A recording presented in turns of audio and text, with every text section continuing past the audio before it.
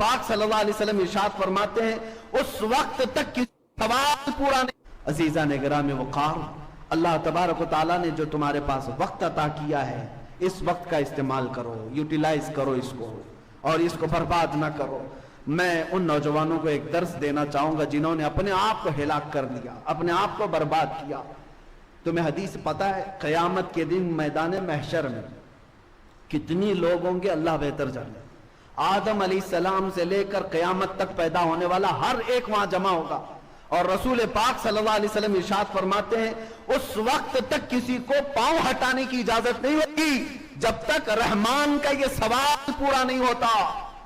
अल्लाह तबारक व तआला की तरफ से 5 सवालात होंगे, उनमें पहला सवाल का जवाब जब तक नहीं देगा कोई पांव नहीं हटा सकेगा। साहबा ने पूछा या रसूल अल्लाह क्या सवाल होगा? हुजूर फरमाते रब ताला सबसे पहले पूछेगा मैंने तुझे जवानी दी थी, कहां कहां खर्चा किया? ये पहला सवाल है, और इस सवाल का जवाब देने के लिए लोगों को 500 साल लग जाएंगे, कोई 300 साल, कोई 400 साल, 500 साल लग जाएंगे। जवाब देते रहो कहां कहां खर्चा किए। आज अगर मैं खड़ा होकर के आपसे पूछूं तो घंटे लग जाएंगे, तो पूरा दिन का हिसाब बताओ, पूरा दिन क्या क्या किए। तुम्हें पूरी जिंदगी का पूछा जा रहा है। इसीलिए मेरे अजीजों, अपने आप को जिन्होंने बर्बाद किया, अपने आप को जिन्होंने तबाह किया, वो क़यामत के दिन सिर्फ और सिर्फ रुसवाई और जिल्लत के अलावा कुछ नहीं देखेंगे। आज भी वक्त है, उठो वगर न हश्र न होगा फिर कभी, दौड़ो के जमाना चाल अपनी चल गया। अजीजा ने गिरामी वक़ार, मुझे ये कुछ बातें दहला देती हैं। तुमने अपने आप को तबाह किया, किसी की नहीं सुनी, किसी की नहीं सुनी। तुम नशे में अपने आप को बर्बाद करते रहे। लेकिन जानते हो कई ऐसे हैं, मैं जनाजों पर शरीक हुआ, उनकी छोटी बच्चियां, छोटे बच्चे रोते रह गए, बाप बड़ी जवानी में चला गया। क्यों गया? अपने आप को नशा में बर्बाद करके खुद ही मर गया। लेकिन उन बच्चों से हमेशा के लिए बाप का साया खत्म, घर में बैठी हुई औरत को बेवा करके चला गया। तुझे पता है मौत तो अपने वक्त पर आती है, लेकिन खुदकुशी करने वाला ये जहन्नमी है, अपने आप को तबाह बर्बाद करने वाला जहन्नम में जा रहा है। नौजवानों कुछ तो सोचो। जिस बच्चे को अगर हम ये कहें कि बेटा आ जा अल्लाह की तरफ, तो उसे ये लगता है हमारे अपने करने से किसी को क्या फर्क पड़ता है, पैसा मेरा है, वक्त मेरा है, लाइफ मेरी है। नहीं, तुम्हें पता नहीं तुमसे कितनी जिंदगियां जुड़ी हुई हैं, तुम्हारे माँ की, तुम्हारे बाप की, तुम्हारी औलाद की, तुम्हारे भाई बहनों की, सबकी जिंदगियां तुम्हारे साथ जुड़ी हुई हैं। तुम्हें दर्द होता है तो पूरे खानदान को दर्द होता है, सबको तकलीफ होती है। इसलिए नौजवानों से मैं कहूंगा तुम्हारे पास जो वक्त है उसको अपने आप को बर्बाद करने में सर्फ ना करो। आओ अल्लाह की तरफ। एक नौजवान की बात बता करके मैं खत्म करता हूं। अल्लाह की जात पर जब किसी को यकीन आता है तो मौला जीते जी जो उसे इनाम अता करता है। बगदाद में एक नौजवान था, बड़े पैसे वाला, बहुत मालदार था, बहुत पैसा था, लेकिन उस पैसे का इस्तेमाल कहां करता? अय्याशी में। कभी शराब खरीदे, कभी जुए पर जाए, और कभी औरतों के मजे लेता रहे। यही उसका रोज का काम था। लेकिन उसकी आदत ये थी कि जो जो करता था अपनी डायरी में लिखता भी रहता था, बेहया। जो किया उसको लिख करके भी रखे, आज मैंने इतनी अय्याशी की है, आज ये किया, आज जिना किया, आज फलां किया, डका, सब कुछ। एक दिन बाजार गया, एक औरत उसे पसंद आई, उसको कहा क्या मेरे घर चलेगी आज, पैसा दूंगा। तैयार हो गई, उस औरत को ले आया, पैसे पर आज की रात गुजारनी है, उसको बदकारी करनी है। औरत को घर ले आया, और जैसे इसकी आदत थी अय्याशी की, घर को सजाया हुआ था, बंद किया, उस खातून को अपने कमरे में बुलाया। जैसे ही वो औरत आई तो उसका पूरा बदन कांप रहा था, वो औरत पीली पड़ी हुई थी। पूछा क्या बात है, किस बात का बुखार है तुझे, तकलीफ है? वह औरत के आंसू छलक पड़े। कहा मैं फाहिशा और तवाइफ नहीं हूं, मैं बदकार नहीं हूं, मैं एक बेवा खातून हूं, मेरे 3 बच्चे पिछले 4-5 दिन से भूखे हैं, मुझे कोई मार्केट में काम भी नहीं देता, मैं काम करके बच्चों को कमाऊं, खिलाऊं। आज शिद्दत भूख की वजह से बाजार में खड़ी थी और तू आ गया, मैंने सोचा तेरे साथ चली जाऊं, कुछ पैसा मिल जाए, बच्चों को तो खिलाऊं। लेकिन जब तू इस काम के लिए उभार रहा है तो मैंने आज तक अपना दामन साफ रखा था। मुझे डर ये आ रहा है कि अल्लाह देख रहा है, मेरा रब देख रहा है, मैं उसके सामने बेसतर कैसे हो जाऊं। उस खातून के जुमले उसके सीने पर ऐसे लगने लगे ایسے لگنے لگے. اس نے کہا اللہ کی پناہ، جس کے گھر میں کھانے کو 4 دن سے کچھ نہیں وہ اللہ سے اتنا ڈر رہی ہے، اور میرے گھر میں رزق کی فراوانی ہے اور پھر بھی میں اللہ سے نہیں ڈر رہا. یہ کیسی بات ہے؟ اس کا دل بدل گیا، رونے لگا کہ میں بہت بڑا نکما، بہت بڑا کمینہ، بہت بڑا گنہگار. اس خاتون سے کہا مجھے معاف کرنا، میں تیرے جسم کو چھوں گا بھی نہیں، اور تو اپنے یتیم بچوں کے لیے جتنا لے جا سکتی ہے لے جا میرے گھر سے. اس کو دیا اور رخصت کیا. گھر بند ہونے کے بعد بے چینی بڑھ گئی، بے قراری اتنی بڑی. گناہوں کی بے قراری بہت بڑی ہوتی ہے. یہ بے چینی جو داغ دھبے لگا چکی ہے انسان کو کچو کے دیتی رہتی ہے. روتا رہا. اس کے بعد اللہ سے کہتا ہے کہ اے اللہ، میں معاف کیے جانے کے قابل اگر نہیں تو آگ بھیج دے اور مجھے جلا دے، اس لیے کہ اتنے گناہ کر چکا ہوں. لیکن میرے عزیزو، وہ مولا ہمارا خالق بھی ہے اور رحمان بھی ہے، وہ ستار بھی ہے، غفار بھی ہے. روتا رہا. اس کے بعد سوچا کہ ساتھ چھوڑ کر کے نکل جاؤں، اور گیا. وہ اپنی ڈائری اٹھایا جس میں روز کے کرتوت خود لکھتا تھا. کہا آج پھاڑ کے پھینک دوں، اس کے بعد سے مجھے کچھ کرنا ہی نہیں، جینا ہی نہیں. جا کر کے اس نے وہ ڈائری اٹھایا، پنے پلٹ کر کے دیکھ رہا ہے تو کسی میں کچھ لکھا ہوا ہے ہی نہیں، سارے سفید ہیں. جو برسوں سے اپنے گناہ لکھ رہا تھا وہ سب صاف ہیں، کچھ نہیں ہے. وہ گھبرایا، ادھر ادھر تلاشا، اس کو کیا ہو گیا؟ غیر سے ندا آئی، جب کوئی دنیا چھوڑ کر ہمارے پاس آتا ہے، دنیا کی کتاب کو جب ہم مٹا سکتے ہیں، اس کے نام اعمال سے بھی سارے سیئات کو بدل سکتے ہیں. رب تبارک و تعالیٰ کی ذات پر جب بندہ یقین کر کے آتا ہے تو مولا اس کی پچھلی زندگیاں سب معاف کر کے اسے ایک صحیح زندگی عطا کرتا ہے. آج میں یہی دعوت دینا چاہتا ہوں، گھبراؤ مت، نا امید نہ ہو، پریشان مت ہو. اگر ہم سے خطائیں ہوئی ہیں سب چھوڑ کر کے آؤ، وہ رحمان کے دروازے ابھی کھلے ہیں. اس کا توکل کا دروازہ بہت بڑا ہے. وَمَن يَتَوَكَّلْ عَلَى اللَّهِ فَهُوَ حَسْبُهُ، جو اللہ پر بھروسہ کر لے اللہ اس کے لیے کافی ہے. قرآن کہتا ہے فَإِن تَوَلَّوْا فَقُلْ حَسْبِيَ اللَّهُ، اگر لوگ منہ پھیر لیں اے رسول آپ کہہ دیں اللہ میرے لیے کافی ہے. قرآن میں اللہ نے سکھایا حسبنا اللہ ونعم الوکیل، نعم المولا ونعم النصیر. جن لوگوں نے کہا اللہ ہمارے لیے کافی ہے، کیا ہی بہترین مددگار ہے، کیا ہی بہترین وکیل ہے. اللہ فرماتا ہے اللہ ان کی ہر بری چیز کو اچھائی میں بدل دے گا، ان کی ہر تکلیف کو اللہ تعالیٰ آسانی میں تبدیل کر دے گا. آج جو لوگ تذبذب کے شکار ہیں، کل کیا ہوگا، پرسوں کیا ہوگا، کچھ نہیں ہوگا. اگر تمہارا عمل بالکل اللہ اور اس کے رسول کی فرمان کے مطابق ہے تب پھر اللہ کے حوالے کر دو سارے کام. اب جیسے کچھ لوگوں کو گھروں میں بڑے ٹینشن ہیں، بڑے مسائل ہیں، روز ہمارے پاس یہ مسائل آتے رہتے ہیں. گھر میں برکت ختم ہو گئی ہے، اس کو دکھایا اس کو دکھایا تو بتاتے ہیں کہ کھڑکی یہاں نہیں ہونا چاہیے تھا، واستو پرکار سے گھر نہیں بنا ہے. ہاں پورا کچن توڑ کر کے بنانا ہے، ٹوائلٹ اٹھا کر اتر رکھنا ہے. میں کہتا ہوں تم اپنے گھر میں 1000 کھڑکیاں کھول لو، برکت ہوا سے نہیں آتی، برکت موسم سے نہیں آتی. اللہ قرآن میں فرماتا ہے ما یفتح اللہ للناس من رحمت فلا ممسک لها، اللہ جس کے لیے اپنی رحمت کھول دے اسے کوئی بند نہیں کر سکتا. وما یمسک فلا مرسل لہ، اور اللہ جس کے لیے بند کر دے کوئی اس کا دروازہ کھول نہیں سکتا. اللہ رب العزت قادر مطلق ہے، تمہاری کھڑکیاں ادھر ادھر ہونے سے نہیں، تم اپنا عمل صحیح کر لو گھر کے اندر. اور اس کے بعد میرا چیلنج ہے کوئی کھڑکی بھی نہ ہو، دروازہ بھی نہ ہو. حدیث پاک میں ہے اللہ پر بھروسہ کرنے والا 70 دروازوں کے اندر بھی بیٹھے مولا اسے پتھر سے بھی رزق عطا فرمائے، پتھر سے بھی اس کے لیے رزق کھول دے گا. اور یہ بھی حدیث پاک میں ہے اگر کوئی بندہ اللہ کی ذات پر بھروسہ کر کے اپنے آپ کو چھپانا چاہتا ہے، حضور فرماتے 70 دروازوں کے اندر بھی ہوگا مولا اس کی محبت پوری کائنات کے دلوں میں ڈالتا. یہ تمہارے ذریعے سے نہیں ہوتا، تمہارے توکل اور یقین سے. اللہ کی ذات پر یقین رکھو. یہ تمام چیزوں کے ذریعے نہ برکت آتی ہے نہ برکت جاتی ہے، تمہارے اپنے عمل کی طرف توجہ کرو، تمہارے عمل کی طرف توجہ ضروری ہے. نبی پاک صلی اللہ تعالی علیہ وسلم کی بارگاہ میں چلو. ایک دن حضرت فاطمہ کے گھر گئے، حسنین کریمین چھوٹے تھے، بھوکے تھے, رو رہے تھے. حضرت فاطمہ سے پوچھا کیوں رو رہے ہیں بچے؟ کہا بھوک کی وجہ سے رو رہے ہیں, گھر میں کوئی چیز نہیں ہے, فاقہ ہے. نبی پاک صلی اللہ تعالیٰ علیہ وسلم نے فرمایا فاطمہ نہ گھبرا, تیرا باپ اپنے ہاتھ سے محنت کر کے لائے گا اور تیرے بچوں کو کھلائے گا.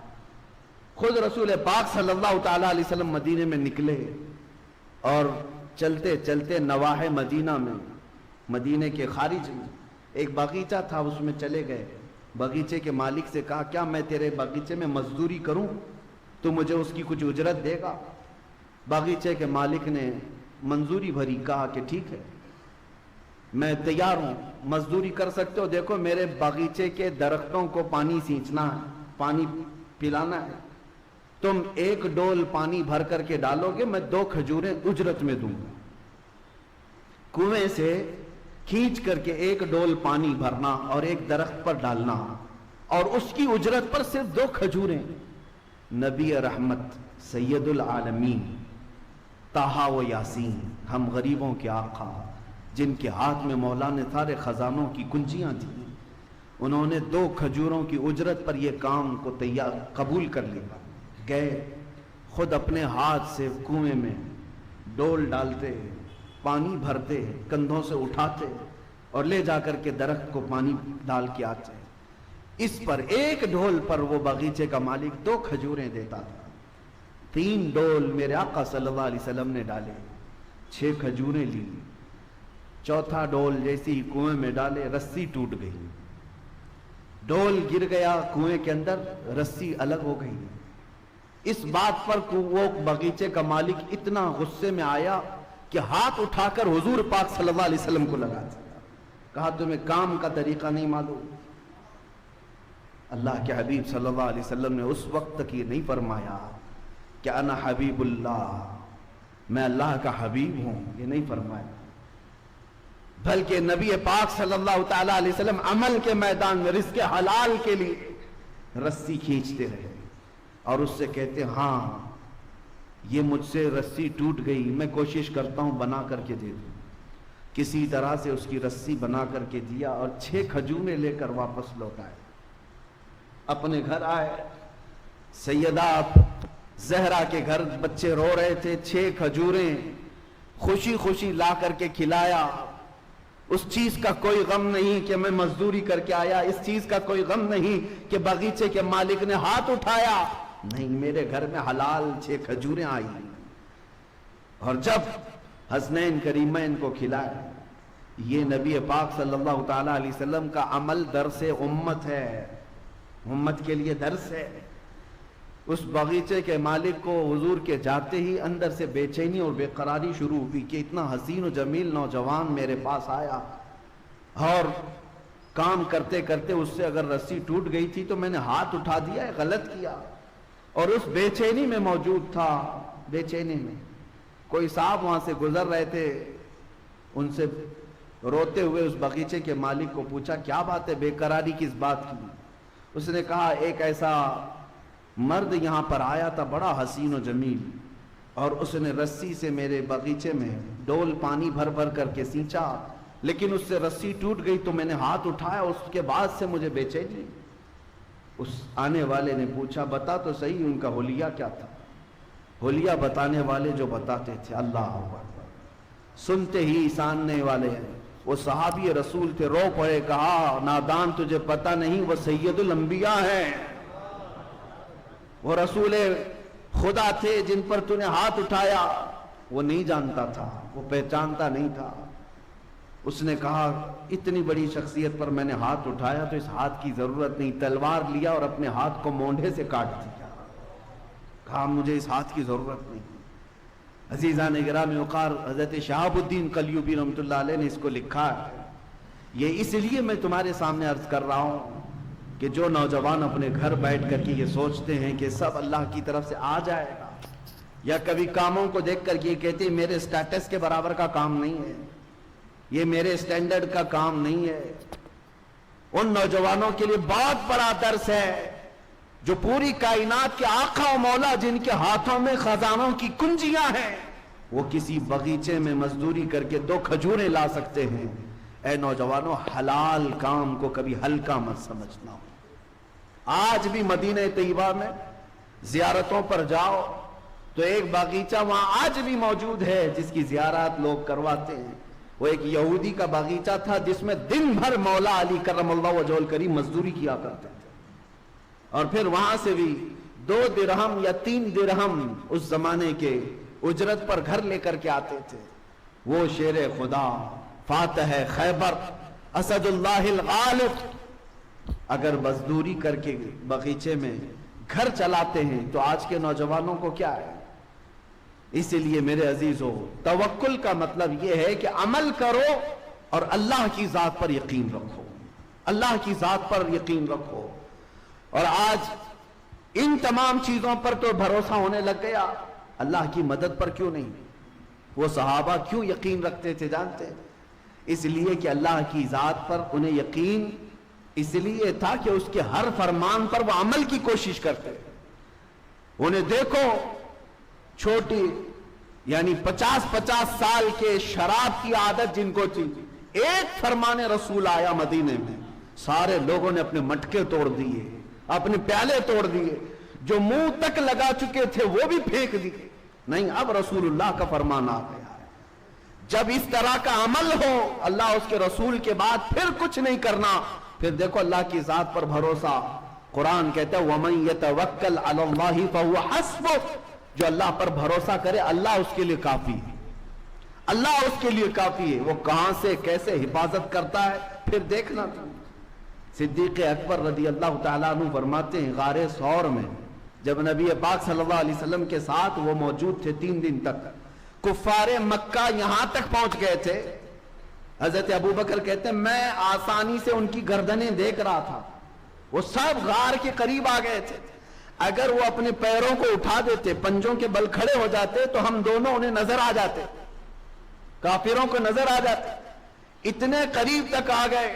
تب حضرت ابوبکر صدیق کہتے ہیں مجھے گھبراہٹ ہوئی, بے چینی ہوئی کہ اگر یہ پنجوں کے بل کھڑے ہو کر کے دیکھ لیں غار میں ہم نظر آ جائیں گے. نبی پاک صلی اللہ تعالی علیہ وسلم سے اس وقت انہوں نے کہا تھا اب کیا ہوگا یا رسول اللہ. تب میرے آقا صلی اللہ علیہ وسلم نے جو جملہ فرمایا اس کو قرآن میں بھی ارشاد فرمایا. مولا کہتے ہیں میرے آقا لا تحزن ان اللہ معنا, ابو بکر گھبرا مت اللہ ہمارے ساتھ ہے. یہ جملہ ایسا ہے جو پوری زندگی گزارنے کے لیے کافی ہے. بے شک اللہ ہمارے ساتھ ہے. حضرت ابو بکر صدیق فرماتے ہیں پوری زندگی بھر اس جملے کی وجہ سے مجھے کبھی کسی طاقت سے خوف نہیں آیا, کبھی کسی طاقت سے خوف نہیں آیا. وہ زمانہ بھی یاد کریں جب آپ خلافت پر فائز تھے, ایک ہی ساتھ 3 محاذ پر لڑ رہے تھے. حضرت اسامہ بن زید کا لشکر بھی روانہ کر رہے ہیں, جو زکوٰۃ کے منکرین تھے ان سے بھی لڑ رہے ہیں, مسیلمہ کذاب جو نبوت کا جھوٹا دعویٰ کیا اس سے بھی لڑ رہے ہیں. ایک ہی موسم میں پورا مدینہ خالی ہے. حضرت عمر آ کر کے کہنے لگے حضرت ابوبکر سے کہ صدیق اکبر ایک ایک کام اسٹیپ بائی اسٹیپ کرتے ہیں یہاں, ورنہ مدینے میں کیا ہو جائے گا. حضرت ابوبکر صدیق رضی اللہ تعالیٰ عنہ فرماتے ہیں اللہ تبارک و تعالیٰ نے جو مجھے طاقت دی ہے میں اپنی عمر کے کم حصے میں ہر کام کو مکمل کرنے کے لیے اس وقت تک اترا رہوں گا چاہے مدینے والوں کے رانوں کی چمڑیاں بھی اتر جائیں. یہ توکل یقین تھا کہ اللہ تبارک و تعالیٰ میری مدد فرمائے گا. حضرت عمر کہتے ہیں اس دن مجھے اندازہ ہو گیا کہ حضرت ابوبکر کے سینے کو اللہ نے کتنا مضبوط کیا. یہی ایمان ہے میرے عزیزو, یہی توکل ہے. آؤ نبی پاک صلی اللہ تعالیٰ علیہ وسلم کے فرامین کو یقین کے ساتھ عمل کر لینا, اس کے بعد پھر زندگی کا لطف بھی کچھ اور ہوتا ہے. آپ نے دیکھا ہوگا میں سورہ بقرہ کی تفسیر برسوں سے کرتا ہے, آپ کو بھی پتا ہے, یہاں پر تفسیر بھی ہوئی. سورہ بقرہ گائے کا نام ہے, بقرہ گائے کو کہتے ہیں اور اس سورہ کا نام ہی گائے ہے. واقعہ جو پیش آیا تھا بنی اسرائیل میں, ایک آدمی مالدار آدمی قتل ہو گیا تھا اور قاتل کو ڈھونڈنا تھا کون مرڈر کیا ہے. حضرت موسیٰ علیہ السلام کے پاس قوم آئی, کہا کہ اس کا قاتل کون ہے معلوم کیجئے. اللہ سے انہوں نے دعا کی تو اللہ نے فرمایا ایک گائے ذبح کرنے کے لیے کہو. کیسی گائے چاہیے تھی؟ ایسی گائے جو کسی نے پالا نہ ہو, ایسی گائے جو دیکھنے میں پیلے رنگ کی ہو, آنکھوں پر بھا جاتی ہو, خوبصورت ہو, نہ کبھی کسی کھیتی میں کام کی ہو, اس طرح کی گائے اللہ نے قرآن میں فرمایا وہ ذبح کریں اور اس کی پونچھ لے کر کے وہ مرے ہوئے آدمی کو ماریں، وہ خود زندہ ہوگا، بتائے گا اسے کون قتل کیا۔ یہ اللہ کا امتحان بھی تھا، ایک آدمی قتل ہوا ہے، اس کو جانچنے کے لیے گائے کا کیا تعلق ہے؟ یہاں پر بھی میرے عزیزو یہ تعلق ڈھونڈنا تمہارے اور ہمارے کاموں میں ہو سکتا ہے، اللہ کے کاموں میں نہیں۔ تم یہ نہ پوچھو کہ اس کام کا اس سے کیا تعلق۔ بہرحال میں واقعہ شارٹ میں بتا رہا ہوں، یہ گائے ان کو کہاں ملنی تھی، ڈھونڈنا تھا۔ اتفاق ایسا اسی زمانے میں ایک نیک آدمی، اس کا ایک چھوٹا بیٹا تھا، بیوی تھی، گھر چھوٹا سا تھا، چھوٹی سی فیملی، لیکن وہ بندہ بڑا پرہیزگار، اچانک بیمار ہوا۔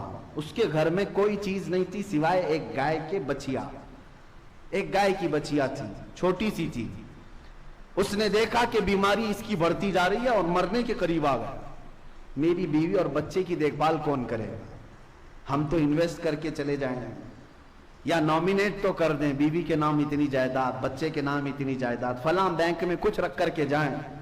لیکن اس اللہ والے نے اس گائے کی بچیا کو اٹھایا اور جنگل میں لے گیا، جنگل میں لے جا کر کے چھوڑ کر کے اللہ کو پکارتا ہے، اے اللہ تیرے سے بہتر حفاظت کرنے والا کوئی نہیں، میری موت کے آثار قریب نظر آ رہے ہیں اور میرے گھر میں میرا بچہ چھوٹا ہے، میں یہ گائے کی بچیا تیرے حوالے کر رہا ہوں، جب میرا بیٹا جوان ہو جائے تو اسے یہ لوٹا دینا۔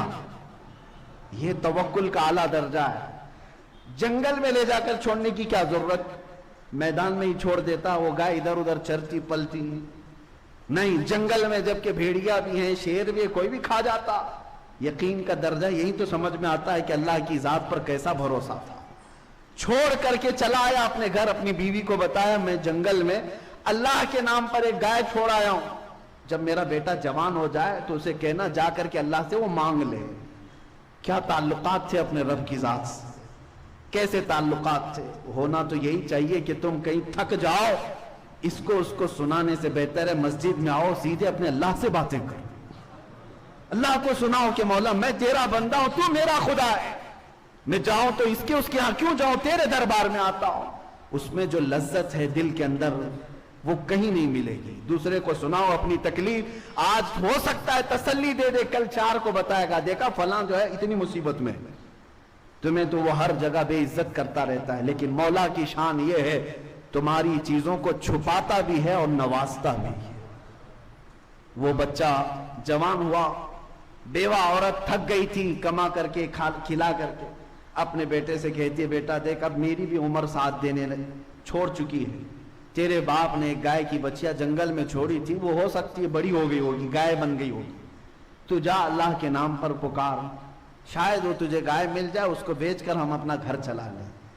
یہ نوجوان جنگل میں گیا اور پکارنے لگا یا رحمان، اے اللہ میں فلاں کا بیٹا ہوں، میرے باپ نے تیرے حوالے ایک گائے کی بچیا کی تھی اور تیری حفاظت میں چھوڑ کر گیا تھا، اب میں جوان ہو گیا ہوں، وہ گائے مجھے لوٹا دے۔ جنگل میں وہ پکار رہا تھا، اچانک دیکھا ایک بہت ہی صحت مند گائے اس کے سامنے آنے لگی۔ یہ وہی گائے تھی جو بالکل پیلے رنگ کی تھی، یہ وہی گائے تھی جو نہایت دیکھنے میں خوبصورت تھی اور نہ کسی کی پالی ہوئی تھی نہ کسی کی کھیت میں جوتی ہوئی تھی۔ یہ اس نوجوان کے ہاتھ میں آئی، لے آیا، ماں سے کہا گائے مل گئی، اور ماں نے کہا ٹھیک ہے جاؤ بازار میں بیچ دو اس کو۔ اللہ کی ذات پر ایک بندہ توکل کر کے گیا ہے، اپنے بیٹے کو اپنی گائے کی بچیا کو حوالے کر کے گیا، اور مولا بدلے میں کیا دیتا ہے لوگوں کو یقین نہیں ہے۔ کیا رب تعالیٰ اس کو لوٹا کر دیتا ہے؟ خالی گائے لوٹا کر دے دیا حفاظت کے ساتھ؟ نہیں، گائے جب آئی تو ماں نے کہا بازار میں بیچ دینا۔ کتنی میں؟ ماں نے کہا 6 درہم میں بیچ دو، اتنے ہمیں ضرورت ہے، لیکن جتنے پر سودا طے ہو جائے پہلے مجھ سے بات کرنا۔ وہ بازار میں گیا، 2 لوگ آئے، پوچھا کتنی قیمت ہے؟ کہا 6 درہم۔ اس لڑکے نے 6 درہم قیمت بتائی، خریداروں نے کہا نہیں ہم 12 درہم میں خریدیں گے۔ یہ تو پہلی مارکیٹ ہے، ڈبل میں سامنے والا خرید رہا ہے، گھٹا کر کے لیا جاتا ہے۔ تو نوجوان لالچ میں بیچ تو سکتا، مگر وہ ایک صالح کا بیٹا تھا، کہا میں اپنی ماں سے پہلے بات کروں گا پھر بیچوں گا۔ آیا ماں سے کہا میں تو 6 میں تیار تھا لیکن سامنے والے 12 میں خریدنا چاہ رہے ہیں۔ ماں نے کہا ٹھیک ہے جاؤ اب 12 اس کی قیمت لگاؤ۔ وہ تو چلے گئے، دوسرے دو آئے، کہا کتنے کی ہے؟ 12 درہم کی۔ انہوں نے کہا ہم 24 میں خریدیں گے، ہم 24 میں خریدیں گے یہ گائے کو۔ اس نے کہا نہیں، میں اپنی ماں سے بات کر کے آتا ہوں۔ گیا اور ماں سے کہا عجب معاملہ ہے، میں 12 لگا رہا ہوں، وہ 24 مانگ رہے ہیں، 24 پہ لینا چاہ رہے ہیں۔ تو ماں نے کہا بیٹا اب کی بار جا قیمت مت لگا، جو آئیں گے خریدنے کے لیے ان کا ہاتھ پکڑ لینا اور پوچھنا میرے گائے کی کیا قیمت ہے، تم ہی بتاؤ۔ ماں سمجھ چکی تھی، ماں سمجھ چکی تھی۔ بیٹے نے پوچھا ایسا کیوں؟ ماں نے کہا بیٹا وہ خریدار نہیں ہے، وہ اللہ کے فرشتے ہیں، وہ اللہ کے فرشتے ہیں جو ہماری ہدایت کے لیے آئے ہیں۔ یہ گیا، اب کی بار جا کر کھڑا ہی تھا کہ پھر دو آئے، کہا گائے کتنے کی؟ یہ گیا ان کو پکڑ لیا اور کہا آپ ہی بتاؤ میرے گائے کی قیمت کیا ہے۔ ان لوگوں نے کہا اے نوجوان تیری گائے 6 درہم 12 درہم کی نہیں ہے، انتظار کر، ایک جماعت ابھی یہ گائے ڈھونڈنے کے لیے آئے گی، اسے ضرورت ہے اس گائے کی۔ اور قیمت کیا؟ کہا وہ جماعت جب آئے گی تو قیمت بتانا، اس گائے کی چمڑی اتار کر کے اس میں جتنا سونا چاندی بھر جائے وہ اس گائے کی قیمت۔ نوجوان ہکا بکا رہ گیا، کیا گائے کی یہ قیمت ہو سکتی ہے؟ انہوں نے کہا ہاں ہو سکتی ہے، اللہ جب دلانے پر آئے اس سے بھی زیادہ عطا کرے۔ اللہ کی ذات پر تیرا باپ بھروسہ کر کے گیا تھا نا، اللہ کی ذات پر چھوڑ کر گیا تھا، اور اللہ جب بدلے میں دیتا ہے تو صرف وہ چیز نہیں دیتا بلکہ اس سے کئی درجے گنا بڑھا کر کے عطا فرماتا ہے۔ میرے عزیزو وہ جماعت آئی اور دیکھا گائے ہوں بہو وہی ملی ہے جس کا ان کو حکم تھا۔ انہوں نے پوچھا یہ گائے ہمیں تو چاہیے ہی۔ اس نوجوان نے کہا قیمت معلوم ہے؟ پوچھا کیا ہے؟ کہا اس گائے کو ذبح کر کے اس کی چمڑی بھر کے سونا چاندی۔ وہ سب ہکے بکے رہ گئے، اتنی قیمت؟ کہا اتنی قیمت ہے اس گائے، ان کو لینا ہی تھا۔ اب دیکھیں اللہ تبارک و تعالیٰ کے سارے کام مقدر پر کس طرح ہوتے ہیں۔ وہ جماعت اتنی کیوں فکر مند تھی؟ ان کو کیوں چاہیے تھا کہ وہ قاتل کون ہے پتا چلے؟ ایک آدمی کا مرڈر ہو گیا، مر گیا، اور قاتل کو ڈھونڈنے کے لیے اتنی فکر کیوں؟ وجہ یہ تھی کہ مرا ہوا آدمی اس کا مال تھا، اور مال کے لفڑے آپ کو پتا ہے، یا تو قاتل ہڑپنے والا تھا یا یہ جماعت ہڑپنے والی تھی کہ اس کا پیسہ ہم سب کو مل جائے۔ اب جا کر کے شارحین فرماتے ہیں وہ تیار تو ہو گئے قیمت دینے کے لیے، لیکن فیصلہ کیا کون دے گا یہ پیسہ؟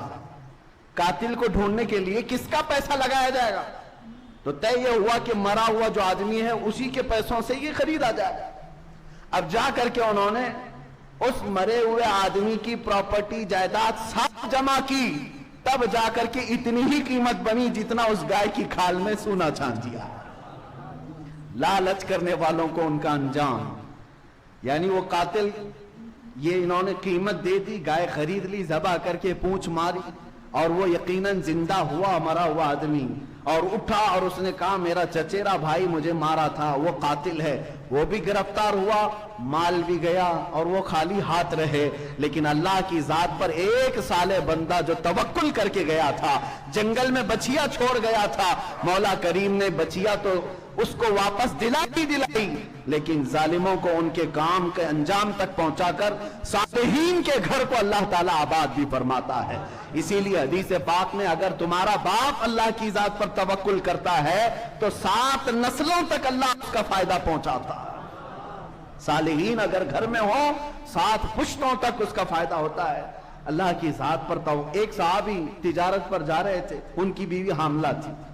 بیوی نے کہا ابھی اس حالت میں جا رہے ہو، بچے کی ولادت کے دن قریب ہیں، یہ بچہ ہے پیدا ہونے والا ہے، کس کے حوالے کر جا رہے ہو؟ صحابی اس خاتون کے اپنی بیگم کے پیٹ پر ہاتھ رکھتے اور کہتے ہیں یہ بچہ تو اللہ کے حوالے ہے، توکلت علی اللہ، اللہ کی ذات پر میں نے چھوڑ دیا ہے، گھبرا مت میں جلدی آ جاؤں گا تجارت سے۔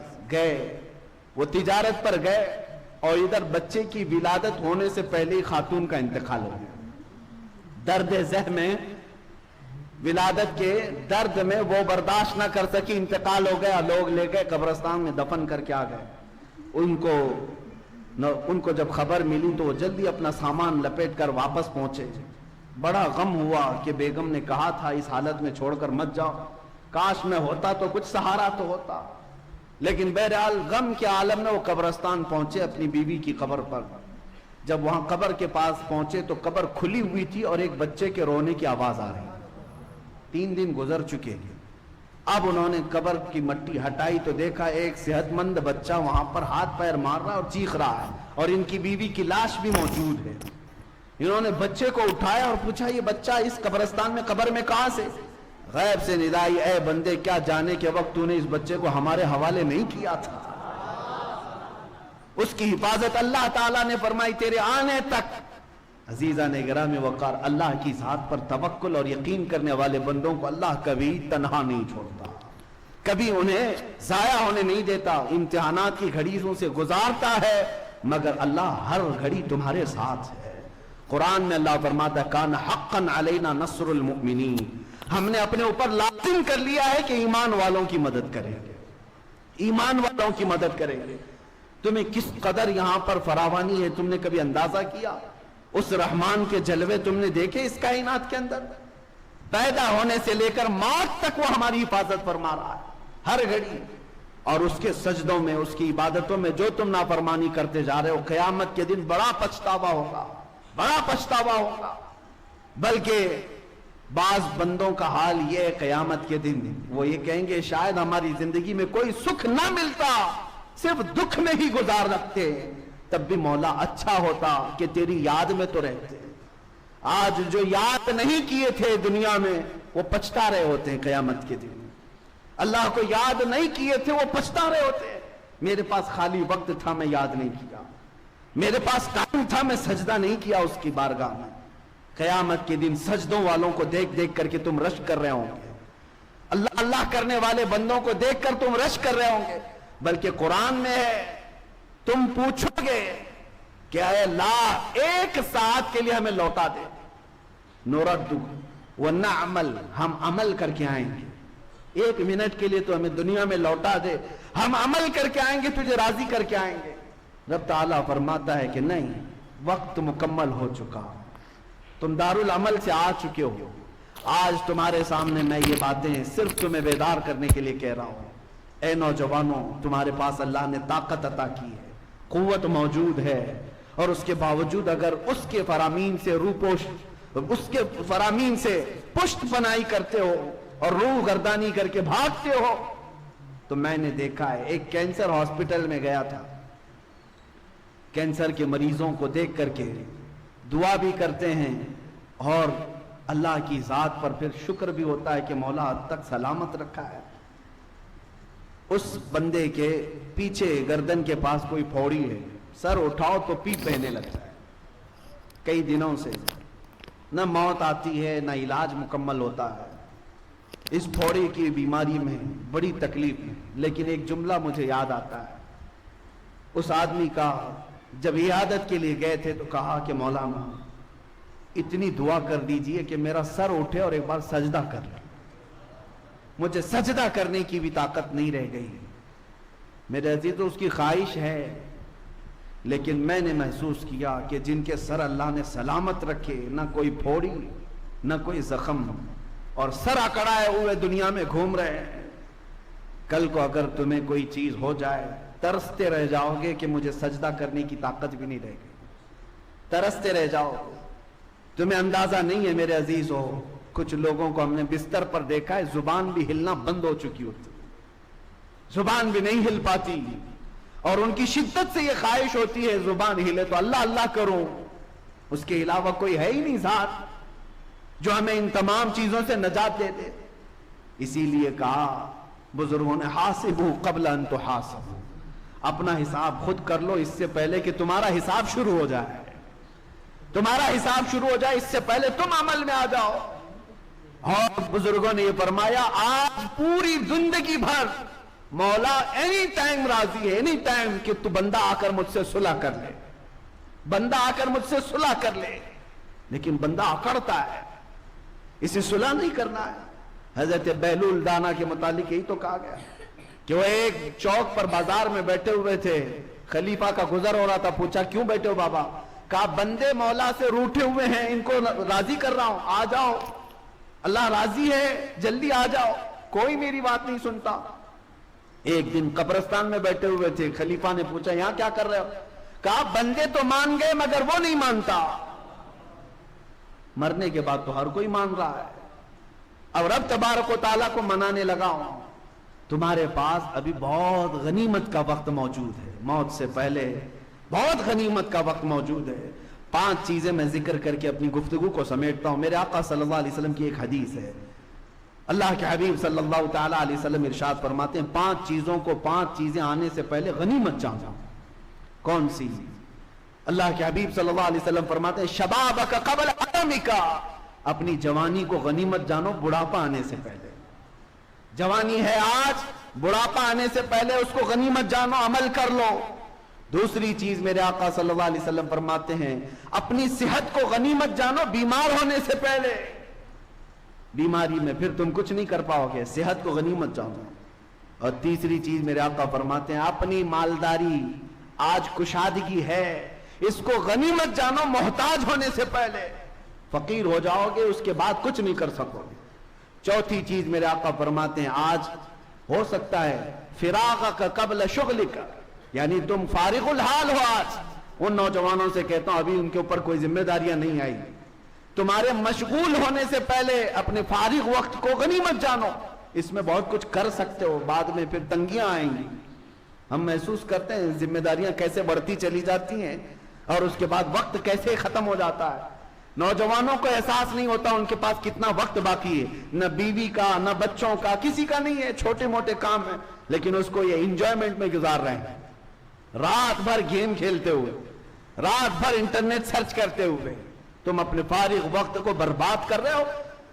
جب تم مشغول ہو جاؤ گے یہ دن یاد کرو گے وہ دن اچھے تھے، غنیمت جانو۔ 5ویں چیز جو سب سے بڑی ہے، میرے آقا صلی اللہ علیہ وسلم فرماتے ہیں جوانی کو بڑھاپے سے پہلے، صحت مندی کو بیماری سے پہلے، مالداری کو محتاجی سے پہلے، فارغ الحالی کو مشغولی سے پہلے، یہ سب اپنی جگہ پر، لیکن زندگی کو غنیمت جانو موت آنے سے پہلے۔